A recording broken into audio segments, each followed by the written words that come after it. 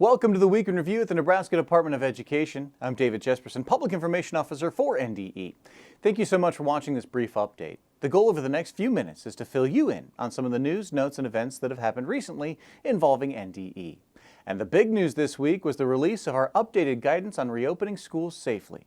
The guidance, called Planning a Safe Return to School in Nebraska, is available on the Launch Nebraska website, launchne.com. As Nebraska schools begin the complicated transition into the fall, it's critical to address considerations for students and attendance.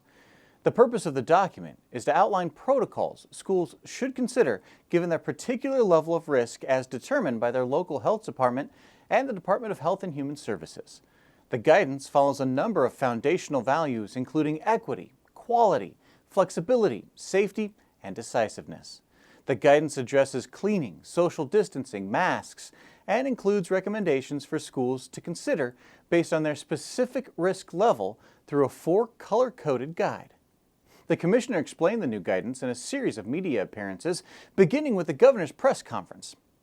He has also done newspaper, television, and radio interviews about the guidance and his thoughts on reopening in the fall. NDE has also been in the news lately with stories on the increase in applications for exempt schools or home schools, the use of masks, and recommendations for special education students. We're committed to continuing to work with our media partners to help keep the community informed, and we appreciate their willingness to share education stories statewide. Staff also continues to host professional development and educational conferences virtually. The past 2 Mondays, NDE has hosted the NEMTSS Reading Symposium. More than 800 participants have taken part in the multi-day event that included 3 days of virtual professional learning to increase instructional leaders with knowledge and skills related to evidence-based literacy. The symposium focused on the theme From Research to Practice. All of the webinars were free for participants. The final day of the symposium is next Monday, July 27th.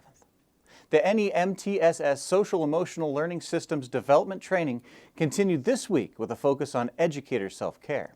Registration for future NEMTSS sessions can be found on the Professional Development page of Launch Nebraska. And to better support districts and school leaders with the challenges presented by school closures and unfinished learning, the Nebraska Department of Education hosted an English language arts and mathematics professional learning experience. Participants gained an understanding of effective and equitable ways to support student learning and how to ensure students engage with grade-level content in the upcoming school year.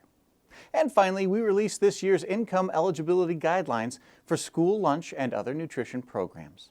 The Nebraska Department of Education's Office of Nutrition Services released the guidelines for free and reduced priced meals.